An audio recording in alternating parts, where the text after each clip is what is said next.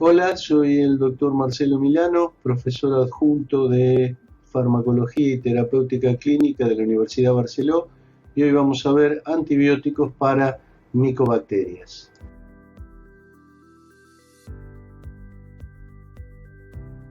Bien, y comenzando con tuberculosis, vamos a decir que los micobacterios son especies integradas en el complejo Mycobacterium tuberculosis e incluyen diversos bacilos con características comunes, como las de ser bacilos ácido alcohol resistente, o sea, no pueden clasificarse en gram positivos o gram negativos, son bacilos aerobios estrictos, inmóviles y no esporulados, y además no producen toxinas y poseen una gruesa pared más fuerte y más gruesa que la de los bacilos gram negativos.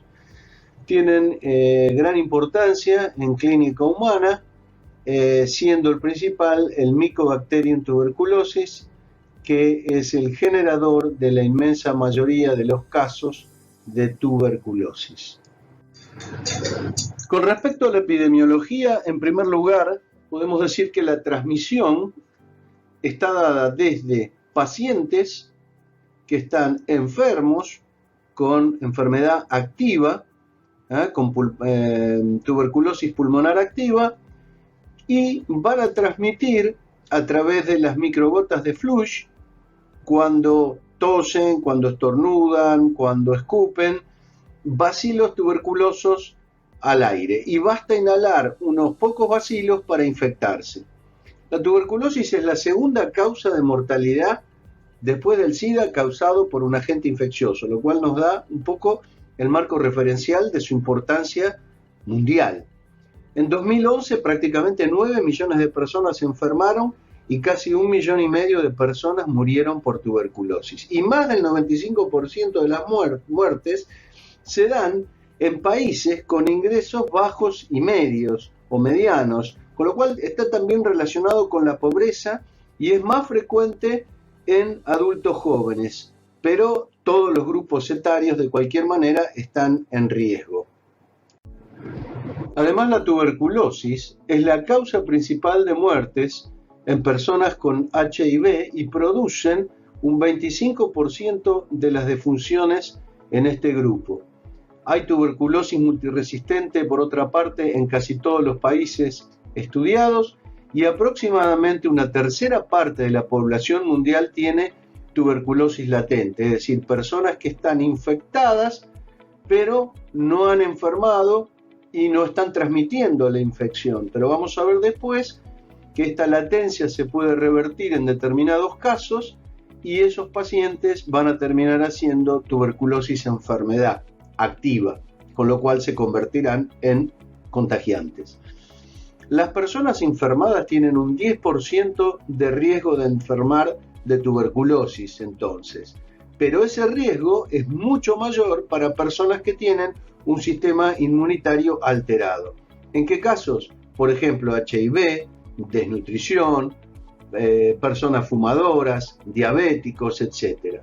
En Argentina, en el 2012, hubo más de 10.000 casos nuevos y más de 700 muertes. Aproximadamente 4 de cada 100 personas que consultan por síntomas respiratorios para que lo tengan presentes tienen tuberculosis, más o menos en un porcentaje que va entre el 1 y el 8% según las zonas de menor o mayor incidencia.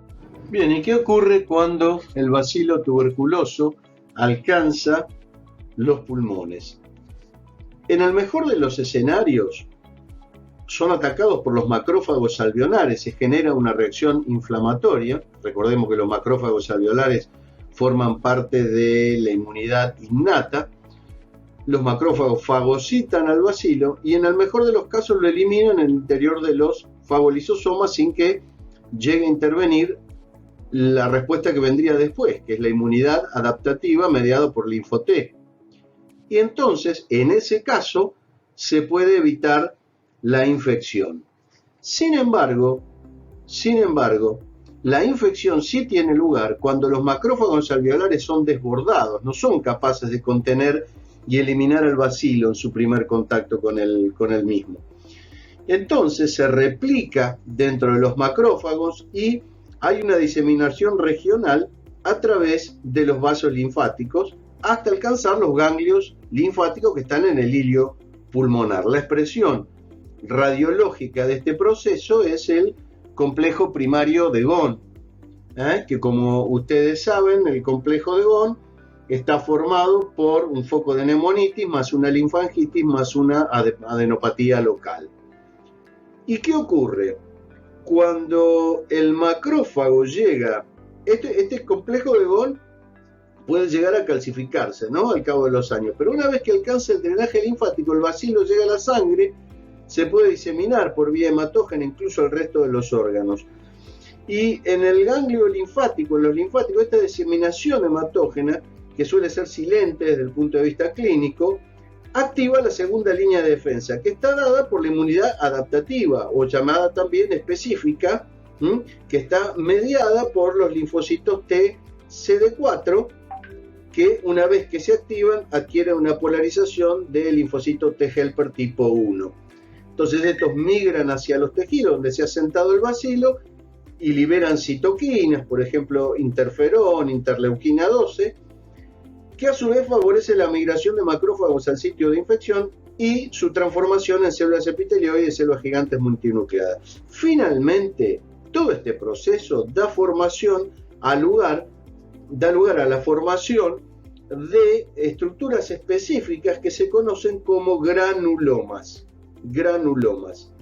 Ahora bien, en estos granulomas, que se desarrollan por esta reacción de hipersensibilidad celular de tipo 4, el bacilo queda viable. Es decir, este granuloma puede evolucionar hacia la curación, pero vamos a ver después también que puede quedar, si bien fue efectiva la inmunidad para poder bloquear el avance del bacilo, el bacilo queda viable dentro del granuloma. Y esto es lo que se conoce como tuberculosis latente, porque el bacilo queda en estado de latencia.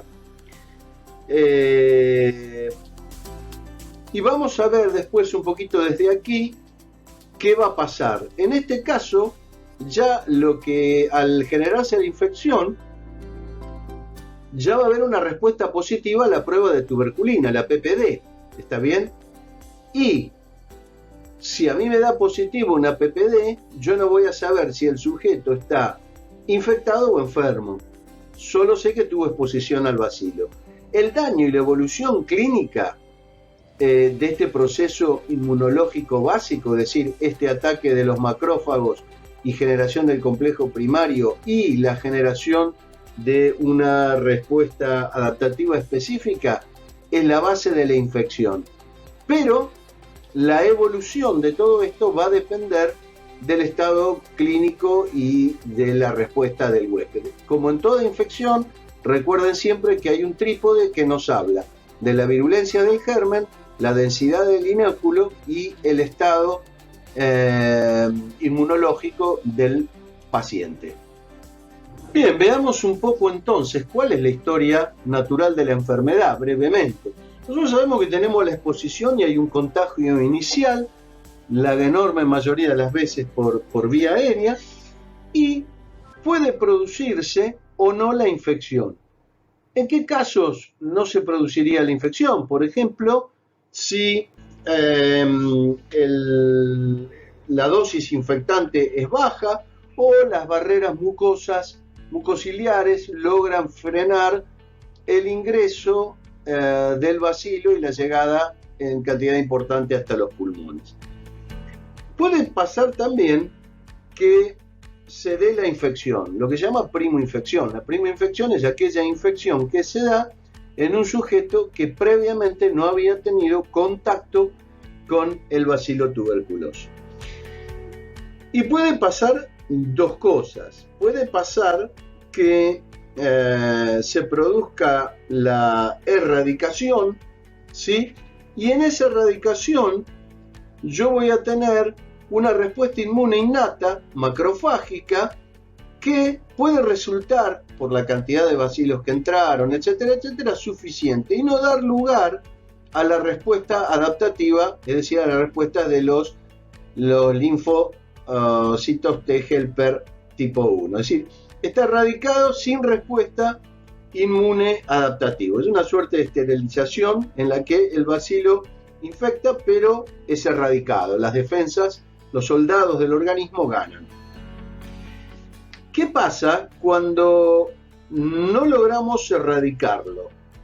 Básicamente e históricamente se habla de que en la no erradicación, es decir, en la infección primaria, pueden pasar dos cosas. Que al formarse los granulomas, como dijimos antes, la infección quede latente. Esto pasa más o menos en el 90-95% de los casos. La inmunidad es efectiva para la contención, pero los bacilos quedan latentes en los granulomas. Lo importante aquí es que el individuo está curado, entre comillas, pero tiene bacilos viables que vamos a ver después que pueden reactivarse y producir tuberculosis enfermedad. Este paciente con un granuloma o con granulomas que tienen englobado al bacilo y lo mantienen a raya, por así decir, lo mantienen latente pero no lo pueden matar, no son contagiosos. No son contagiosos. Ahora bien, en un 5 a 10% de los casos esa inmunidad ni siquiera puede contener al bacilo en los granulomas y puede desencadenarse una enfermedad activa, una tuberculosis primaria, más o menos un 5 a 10% de los casos, más frecuente obviamente en chicos o en pacientes con HIV. La inmunidad no lo puede contener, hay una enfermedad aguda, ¿sí? Y puede haber una progresión primaria, lo que se llama tuberculosis primaria progresiva. Y como dijimos, más frecuente en niños y jóvenes, aunque se ve cada vez más en adultos y en el HIV. Pero recordemos entonces que el 90% de los casos, 95-90%, queda como una tuberculosis latente. Ahora bien, un 10% de los casos de esas personas que quedaron con una tuberculosis latente pueden sufrir una reactivación ante un compromiso de su inmunidad.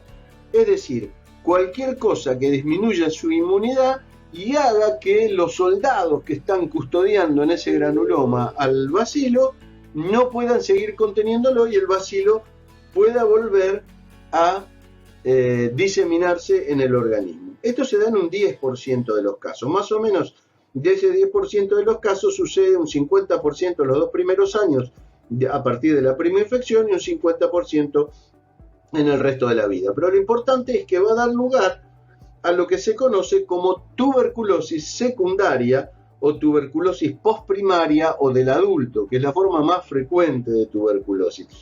Una salvedad, también puede ser que esa persona tenga una tuberculosis latente, pero haga un nuevo contagio vía aérea, haga una reinfección y eso también puede dar lugar a una tuberculosis secundaria. Entonces dijimos, tuberculosis secundaria, postprimaria o del adulto, principalmente del adulto y también demostrado en HIV.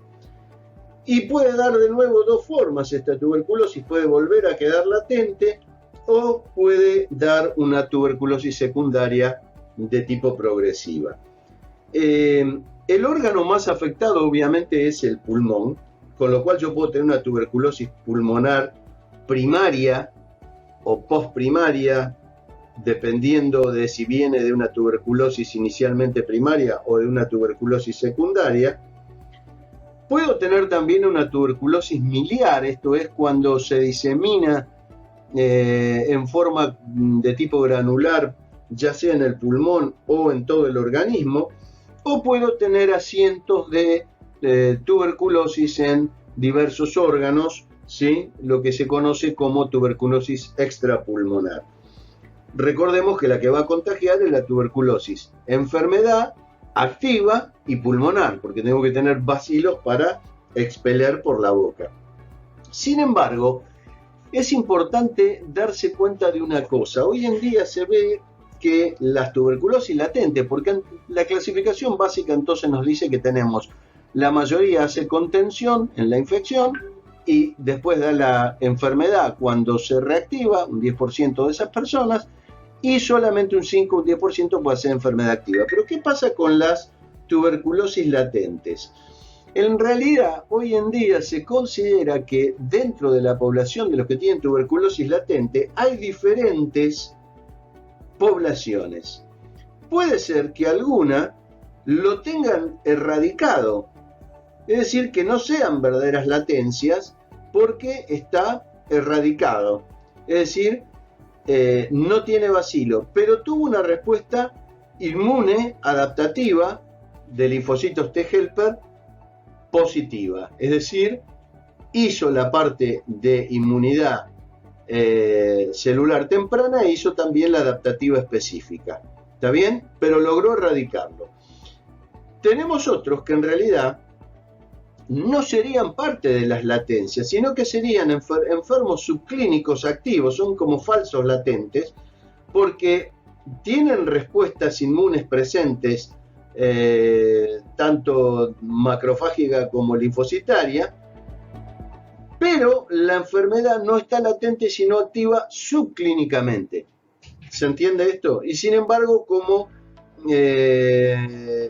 yo lo puedo considerar como latente, pero es subclínico, no puedo detectarlo. Y después tengo los latentes verdaderos, los que tienen un control inmune con bacterias viables, como vimos al principio de todo esto que contábamos. Y después tenemos obviamente a los activos. Quiere decir que en realidad hay una heterogeneidad de la población de tuberculosis latente. Y por eso a veces la patogenia y la clínica suele ser más complicado de lo que aparentemente vemos. Bien, entonces de esta combinación entre la evolución que hemos visto de tuberculosis primaria o tuberculosis secundaria y las distintas localizaciones desde el punto de vista de su asiento orgánico, tenemos tuberculosis pulmonar, que puede ser primaria o secundaria, tuberculosis extrapulmonar, que también puede ser primaria o secundaria, y obviamente en el mismo ejemplo las tuberculosis miliares, diseminadas. La tuberculosis pulmonar primaria sucede entonces en el contexto de la primoinfección.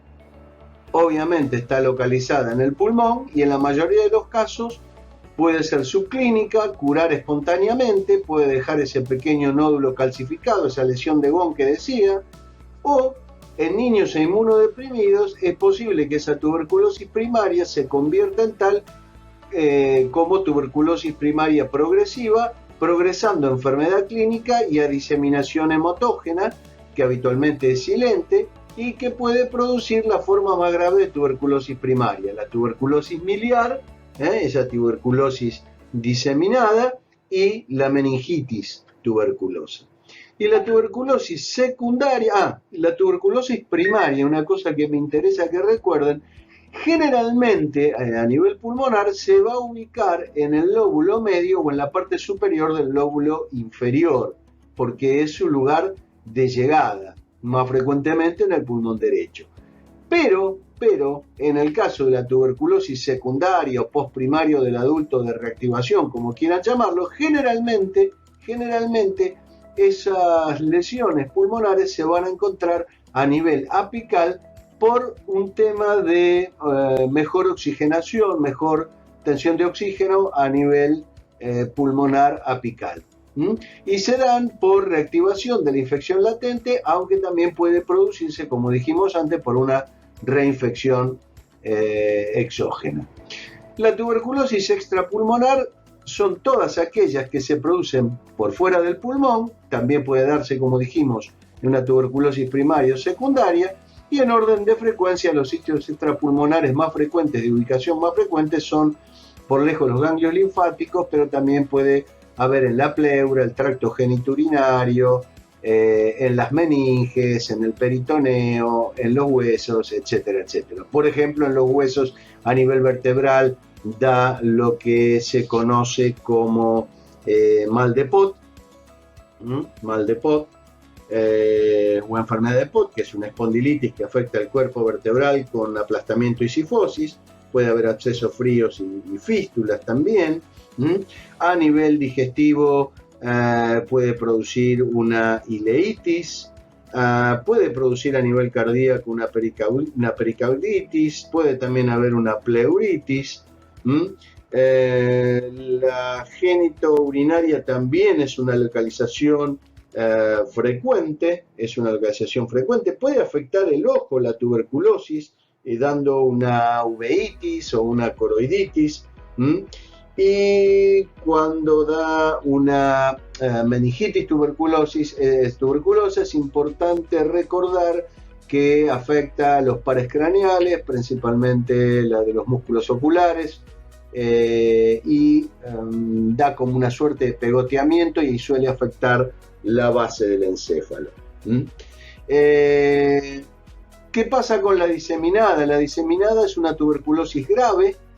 Puede ser una diseminación simplemente en el pulmón, o sea, se ve como un puntillado en el pulmón, más frecuente en niños, y en adultos puede ser por una infección reciente, una reactivación de focos antiguos diseminados, y también esta siembra miliar, por así decirlo, puede producirse en todo el organismo. Son formas graves. Bien, y por último, antes de pasar a los fármacos antituberculosos, vamos a ver un concepto que vamos a necesitar después para entender a estos fármacos y a los esquemas terapéuticos, que es el de poblaciones bacilares. Hay que saber que hay diversas poblaciones bacilares que se van a replicar a distintas velocidades en función de su localización. Por ejemplo, en las lesiones cavitadas, granulomatosas, la multiplicación extracelular puede ser rápida si está en un medio con elevada concentración de oxígeno. Esto pasa, por ejemplo, en las zonas altas del pulmón, en una tuberculosis postprimaria con ubicación hacia las zonas altas del pulmón, donde hay una muy buena oxigenación, no hay tanta llegada de elementos defensivos, la relación BA-BQ predomina a expensas de el flujo de la ventilación, pero no tanto del flujo, y ahí encuentran los bacilos un medio para hacer una multiplicación extracelular rápida. Dentro de los macrófagos, con un medio más ácido macrofágico, la multiplicación intracelular es más lenta y además las concentraciones de oxígeno son más bajas. Y en las zonas de calcium, en las zonas caseificadas, la multiplicación puede ser intermitente. Y entender la existencia de estas diversas poblaciones nos ayudará después a entender por qué se hace combinación de más de un fármaco y los mecanismos de acción de algunos de ellos.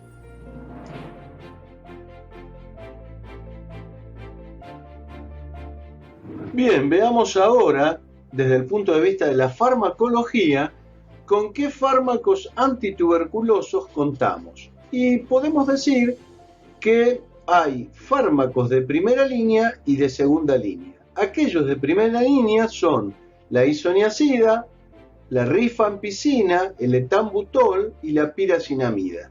En tanto que los de segunda línea, que son usados solo en pacientes con tuberculosos resistentes a los fármacos de primera línea, podemos contar con aminoglucósidos como la streptomicina, la kanamicina, la micacina. Podemos contar con cicloserina, tionamida, capreomicina, quinolonas de tercera, etc. Varios fármacos de segunda línea, pero es muy importante que conozcan y dominen los fármacos de primera línea, que son los que básicamente se usan en los esquemas tanto de quimioprofilaxis como de tratamiento de la tuberculosis.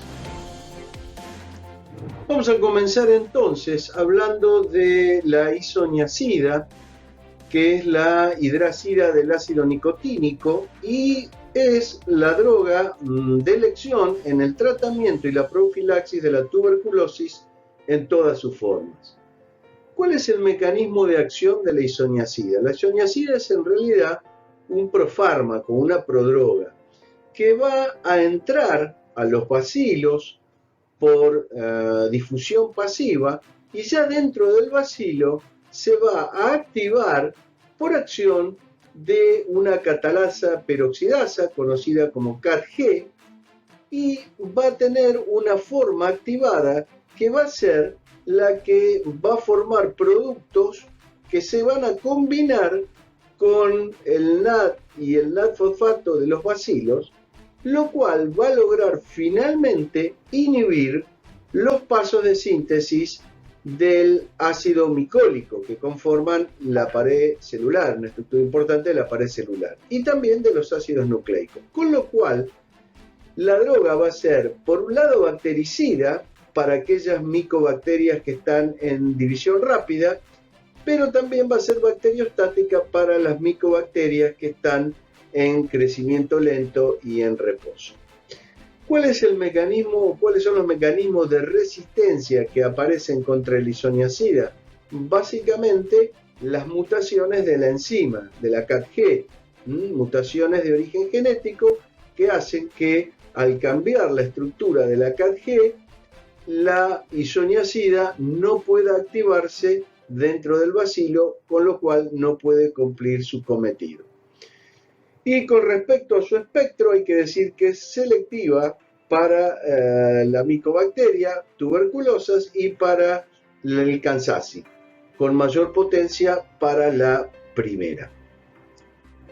Con respecto a la farmacocinética de la isoniazida, es una droga que puede ser dada por vía oral, tiene una absorción casi completa, aunque puede ser interferida por antiácidos con aluminio.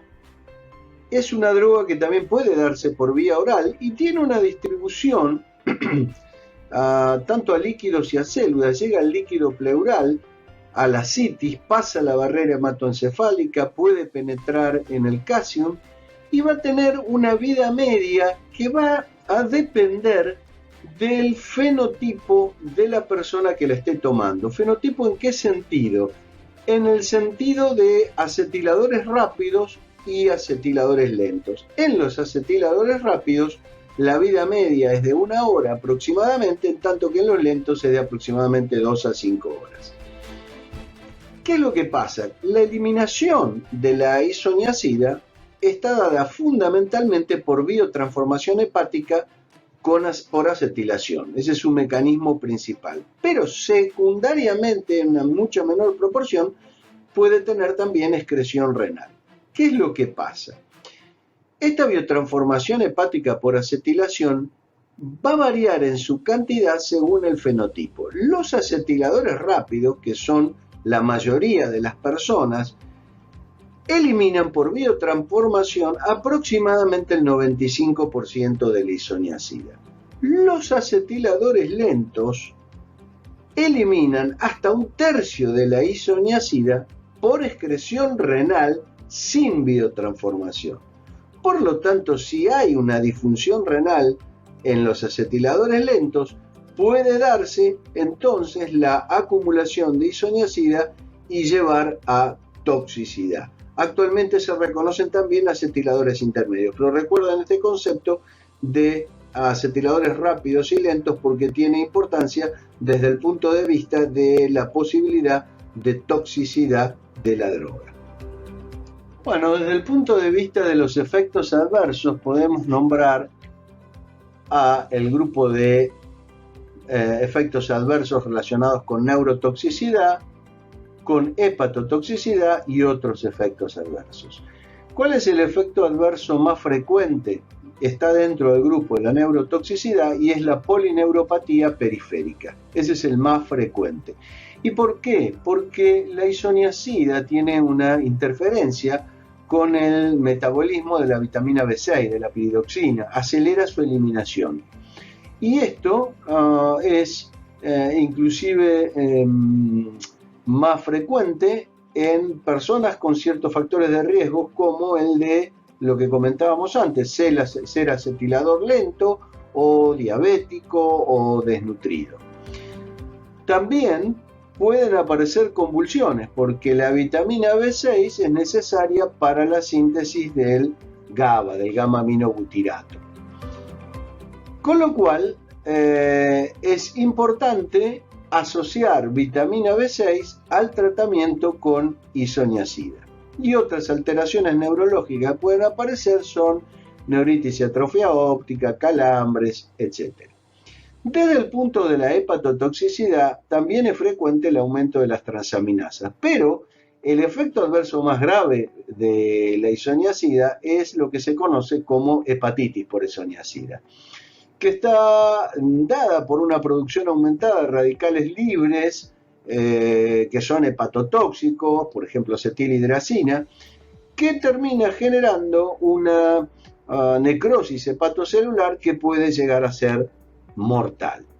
Y de nuevo hay factores de riesgo como la edad, es decir, personas mayores de 20 años, el ser alcohólico, los acetiladores lentos que comentábamos antes, incluso el uso concomitante de rifampicina, que es otra droga antituberculosa, etc. Y después otros efectos adversos, por ejemplo, podemos tener anemia, de nuevo asociada al déficit de vitamina B6, de piridoxina, puede haber alergia, puede haber trastornos gastrointestinales, en fin, otra serie de efectos adversos.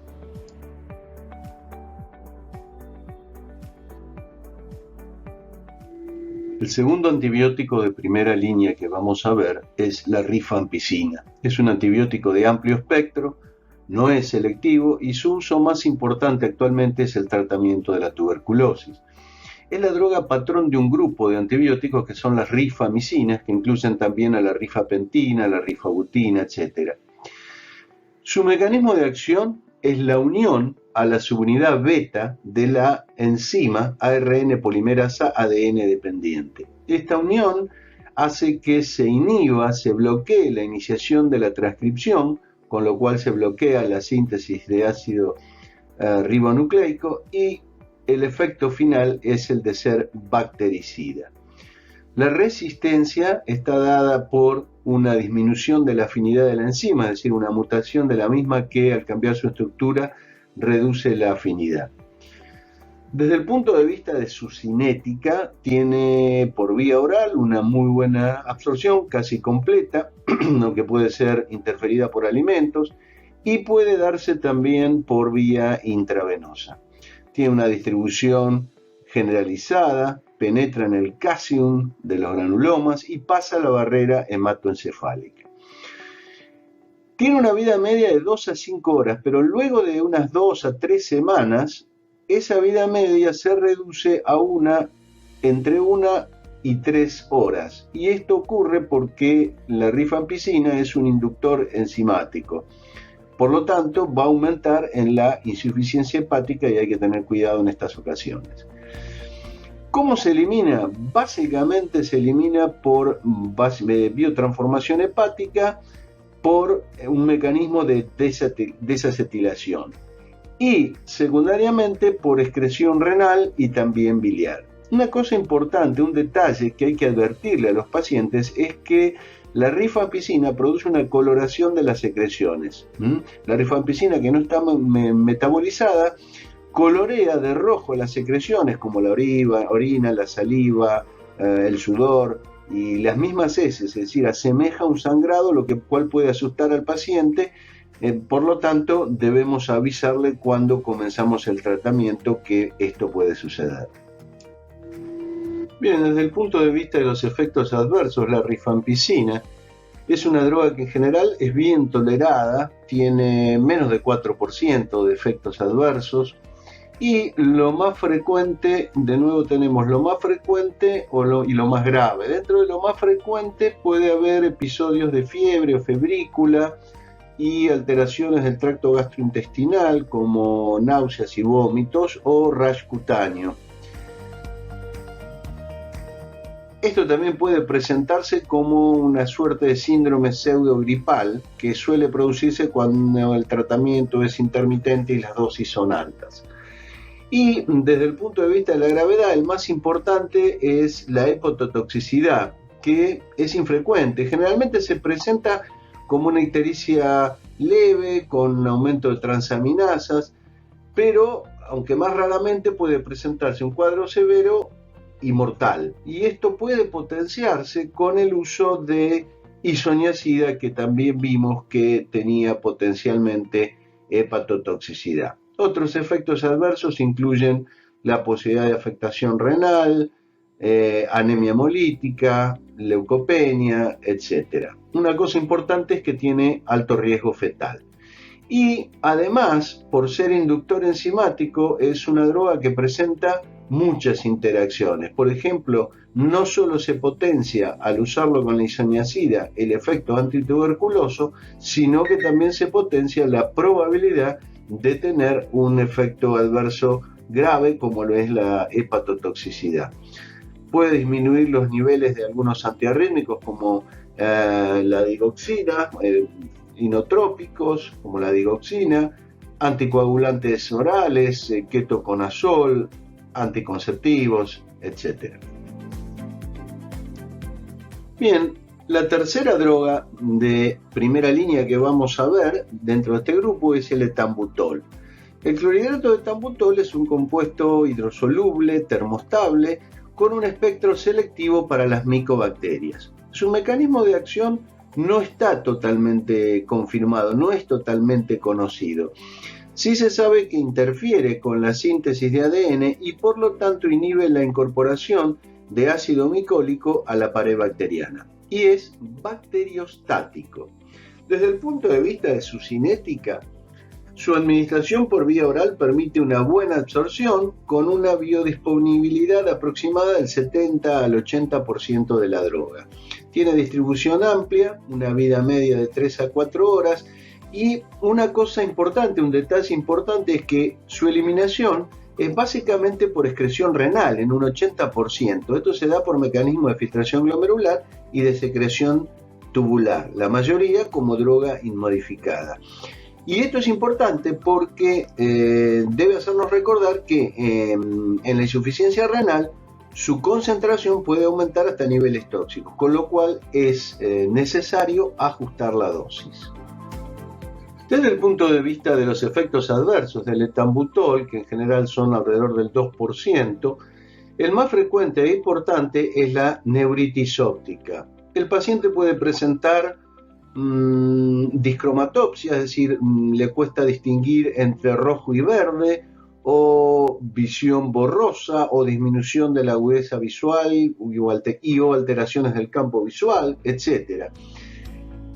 Este efecto adverso es más frecuente con dosis altas y si se suspende a tiempo el tratamiento es reversible, con lo cual hay que hacer controles oftalmológicos tanto antes como durante el tratamiento.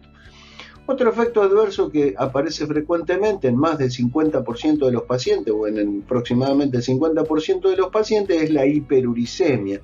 Esto se da por competencia con el mecanismo de secreción renal de ácido úrico, pero esto es simplemente anecdótico, es un hallazgo de laboratorio, no tiene una correlación clínica. Y otras alteraciones adversas que pueden aparecer son del ámbito del tracto gastrointestinal, o rash cutáneos, o cefaleas, mareos y otros. Con respecto a la pirancinamida, es el análogo sintético de la nicotinamida, que es parte del complejo de la vitamina B3. Tiene una actividad tuberculicida solo en medios ácidos, es una característica importante y esto le otorga eficacia máxima frente a bacilos de localización intracelular, por ejemplo macrófagos. Desde el punto de vista del mecanismo de acción tiene que activarse en el medio ácido y al hacerlo puede inhibir la síntesis de la membrana bacteriana, siendo entonces bactericida pero siempre recordando que en medios ácidos. Desde el punto de vista de su farmacocinética, el aspecto más importante es el metabolismo hepático, que es casi total, 99% de la droga. Y luego se excreta el metabolito por filtración glomerular. ¿Cuáles son los efectos adversos? El más frecuente son los de tracto gastrointestinal, más precisamente náuseas y vómitos. Y desde el punto de vista del más grave, al igual que la isoniazida y la rifampicina, la posibilidad de producir hepatotoxicidad, que puede ir en una gama que va desde el aumento de las transaminasas hasta una necrosis hepática fatal, que es más frecuente con dosis altas, con lo cual claramente hay que vigilar la función hepática. Otros efectos adversos incluyen hiperuricemia, artralgias, disuria, fiebre, etc.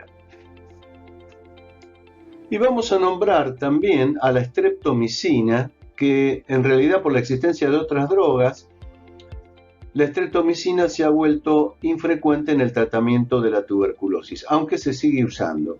Y la streptomicina, al igual que la amikacina y que la kanamicina, pertenecen al gran grupo de los antibióticos aminoglucósidos. Estos tres son los que se siguen usando para el tratamiento de la tuberculosis y su espectro abarca básicamente a Mycobacterium tuberculoso y Mycobacterium cancer, aunque puede ser efectivo contra otras micobacterias. El mecanismo de acción ya lo habíamos visto cuando vimos aminoglucósidos, es la unión a la subunidad 30S del ribosoma, lo que termina inhibiendo la síntesis de proteínas y generando también una lectura errónea del código genético que determina la muerte bacteriana con un efecto bactericida. Los efectos adversos son entonces los del grupo al que pertenecen, esto es los aminoglucósidos. Recordemos brevemente la nefrotoxicidad, que se daba, a veces podía producirse una necrosis tubular aguda, que en general era reversible. Es particularmente importante la ototoxicidad, que era dual, como ustedes recordarán, era tanto coclear, que era la más grave, como vestibular. El bloqueo neuromuscular, que podía producirse por la inhibición de la liberación de acetilcolina y el bloqueo de los receptores colinérgicos postsinápticos. Una cosa importante a recordar era la embrio y fetotoxicidad de los aminoglucósidos. Recordemos que podían producir daño renal y sordera congénita, con lo cual los aminoglucósidos son drogas de alto riesgo fetal. Y otros efectos adversos abarcaban, por ejemplo, la hipersensibilidad, que era poco frecuente, y particularmente para la streptomicina, la posibilidad de producir neuritis periférica, que se expresaban clínicamente como parestesias, o incluso neuritis óptica, que podía manifestarse en forma de escotomas, que, como ustedes recordarán, eran zonas de ceguera, como agujeros negros o disminución del campo visual.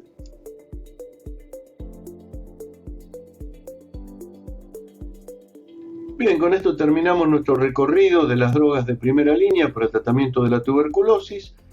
Por favor, lean las drogas de segunda línea, particularmente etionamida, cicloserina y ácido paraminosalicílico.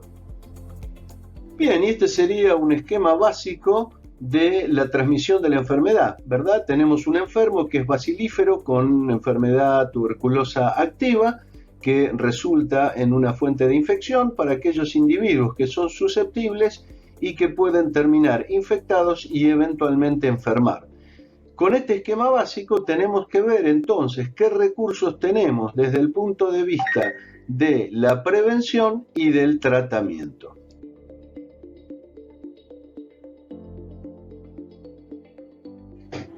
Bien, si esto de cualquier manera lo van a ver en sus respectivos hospitales, es importante que recordemos cómo se confirma un caso de tuberculosis, cuál es el diagnóstico de certeza. Esto implica identificar el agente causal, ya sea en muestras de secreciones orgánicas o en muestras de tejidos. Siempre la sospecha clínica debe tratar de confirmarse con la bacteriología. En primera instancia, la baciloscopía, y si esta es persistentemente negativa y la sospecha clínica persiste, debe realizarse el cultivo.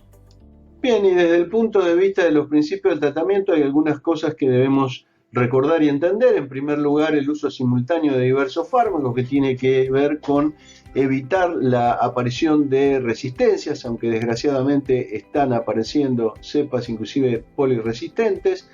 La duración suficiente del tratamiento según el esquema que se use, y tiene esto como objetivo el eliminar los diferentes tipos de poblaciones bacilares que habíamos visto al principio, que se replicaban en diferentes velocidades, y evitar así la aparición de recidivas. Y por último, como todos los antibióticos, la dosificación exacta y en dosis única.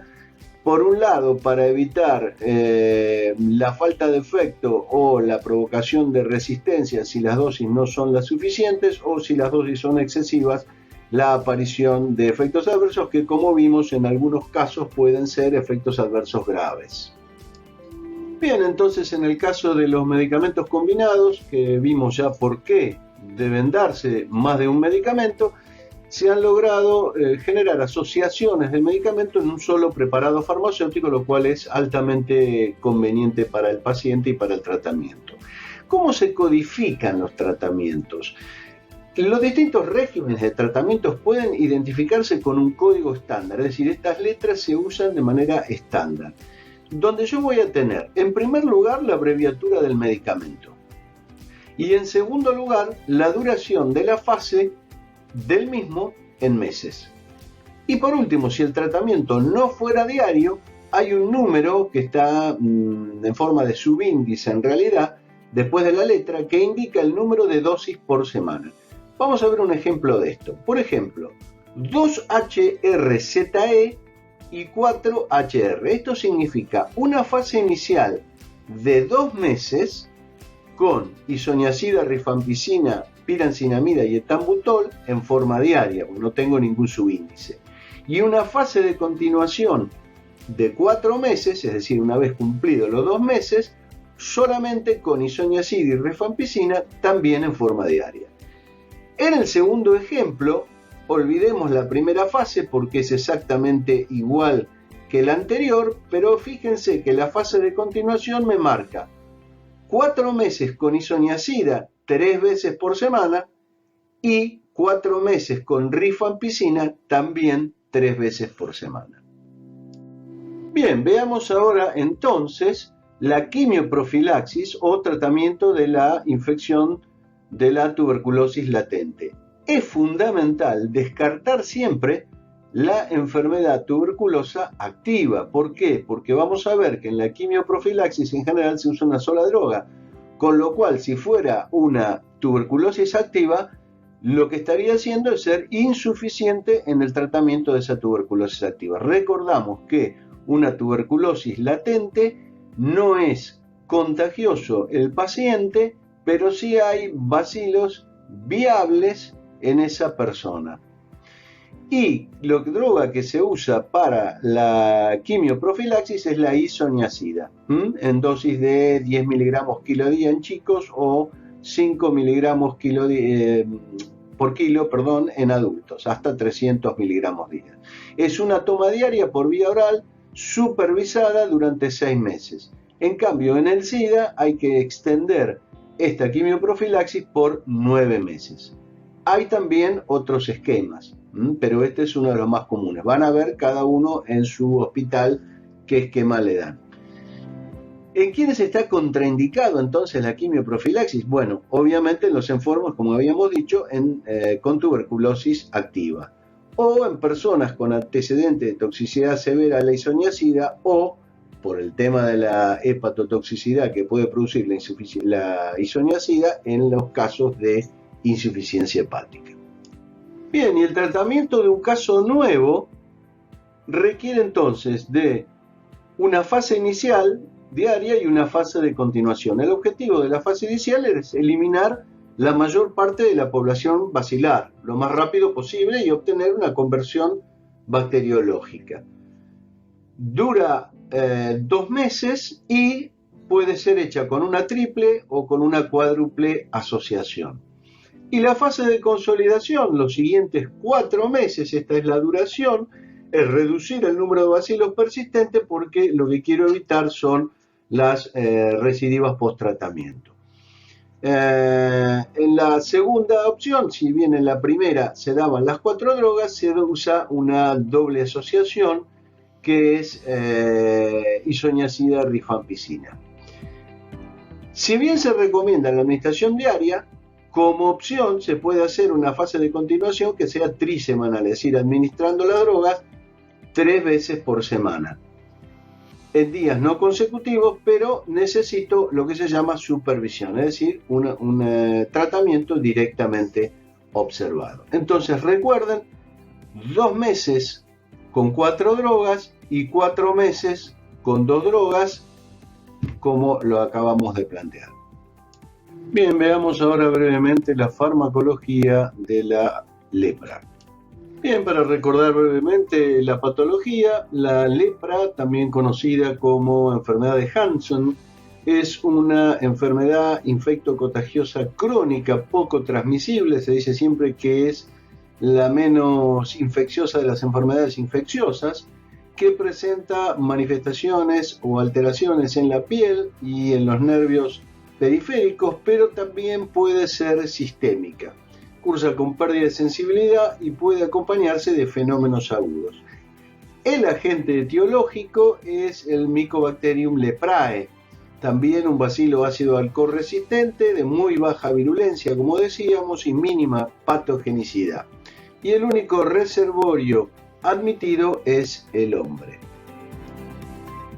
Bien, y si miramos ahora un poco las variantes que presenta la enfermedad, un poco la clasificación, se basa en criterios clínicos, también inmunológicos, histopatológicos y bacteriológicos. Y básicamente podemos decir que hay 2 tipos polares, es decir, 2 tipos extremos. Uno que es el lepromatoso, que tiene abundantes lesiones cutáneas, y el tuberculoide, que tiene una forma o presenta una forma menos severa. Y es importante recordar que un caso polar nunca se transforma en otro. Sin embargo, hay grupos que están un poco intermedios, que son el grupo indeterminado y el grupo dimorfo.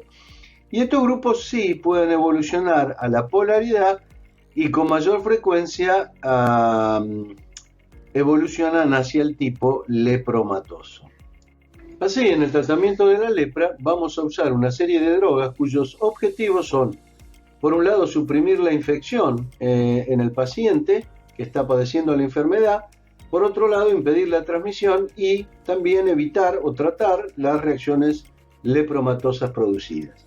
El primer fármaco activo fue la dapsona y durante años fue el único tratamiento y el tratamiento básico de la enfermedad. Pero la monoterapia con dapsona, como suele suceder con la mayoría de los antibióticos, origina la aparición de resistencia, con lo cual esas resistencias fueron inicialmente secundarias, pero luego ya también se convirtieron en primarias. Y al mismo tiempo aparecieron micobacterias que eran persistentes, es decir, capaces de sobrevivir en el paciente durante muchos años, a pesar de la existencia de concentraciones terapéuticas de dapsona, es una especie de latencia de alguna manera. Por todo esto, recomendable entonces, al igual que sucede con la tuberculosis, el tratamiento con politerapia, asociando otros fármacos activos. Por ejemplo, la clofazimina, la rifampicina, otras sulfonas, la etionamida, la protionamida, etc. Entonces, la dapsona es la droga patrón de las sulfonas, que son análogos del PABA, del ácido paraminobenzoico, que tiene una estructura estrechamente relacionada al de otro grupo de antibióticos que son las sulfamidas. Y la dapsona es la sulfona más eficaz y menos tóxicas. Actúa también sobre otras bacterias, pero su acción fundamental es sobre Mycobacterium leprae y es una droga bacteriostática. Veamos ahora el mecanismo de acción y el efecto de la dapsona. Para esto tenemos que entender un mecanismo de acción que puede resultar un tanto complejo. Nosotros necesitamos sintetizar en forma constante ADN, ¿verdad? Y ese ADN está compuesto por bases púricas y pirimidínicas, adenina, citosina, timina, guanina. Para funcionar en la producción de bases púricas y pirimidínicas se necesita de ciertos grupos químicos, grupos formilos, grupos metilos, metilenos, etc., que son aportados por un compuesto que es el ácido tetrahidrofólico. Quiere decir que tanto en células procariotas como eucariotas, el ácido tetrahidrofólico es el dador de esos grupos necesarios para sintetizar las bases púricas y pirimidínicas requeridas para el ADN. Con lo cual, se convierte en un paso limitante en la síntesis de ADN. ¿De dónde sale el ácido tetrahidrofólico? En las eucariotas, en las células eucariotas, como las de los seres humanos, nace o se produce, mejor dicho, por acción de la dihidrofólico reductasa a partir de ácido fólico que ya está preformado. Sin embargo, en las procariotas, como las bacterias, ese ácido tetrahidrofólico va a comenzar o va a ser sintetizado a partir de otros compuestos y no necesitan de tener ácido fólico preformado. ¿Cómo es esa síntesis? Esa síntesis de ácido tetrahidrofólico comienza en los procariotas con la unión del ácido paraminobenzoico a una dihidropteridina por acción de una enzima. Esa enzima es la dihidropteroil sintetasa. A partir de allí se origina ácido dihidropteroico que, merced a la unión con ácido glutámico por acción de otra enzima, la dihidrofólico sintetasa, va a formar ácido dihidrofólico que finalmente por acción de la dihidrofólico reductasa va a ser el compuesto predecesor del ácido tetrahidrofólico. ¿Qué ocurre si yo bloqueo esta vía en las procariotas? No así la voy a bloquear en las eucariotas porque no la tienen. Necesitan el ácido fólico preformado. Entonces, si yo doy una sulfona como la dapsona y logro inhibir la dihidropteroil sintetasa, el resultado final va a ser la no producción de ácido tetrahidrofólico. Con lo cual, tanto las sulfonamidas como las sulfonas son análogos estructurales del ácido paraminobenzoico, le van a competir a este ácido a nivel de la enzima dihidropteroil sintetasa, impidiendo la unión del PABA con la dihidropteroína, y por lo cual al final de la vía no se va a producir el ácido tetrahidrofólico. En resumen, las sulfonamidas y las sulfonas son análogos estructurales del ácido paraminobenzoico que inhiben competitivamente a una enzima que es la dihidropteroil sintetasa, impidiendo así la formación de ácido tetrahidrofólico, que es el dador de esos grupos químicos que mencionábamos antes, metilo, metileno, formilo, etc., para la síntesis de las bases púricas y pirimidínicas necesarias para la formación de ADN. ¿Qué podemos decir desde el punto de vista de la farmacocinética de la dapsona? Bien, no hay demasiados detalles relevantes. Por vía oral tiene una absorción rápida y completa con una buena biodisponibilidad, alrededor del 90% posterior al ingreso de la droga, con una distribución amplia y en casi todos los tejidos, es retenida en piel, en músculo, en hígado, en riñones, y tiene una vida media de unas 20 a 30 horas. El detalle importante es recordar que su eliminación se hace de la siguiente manera.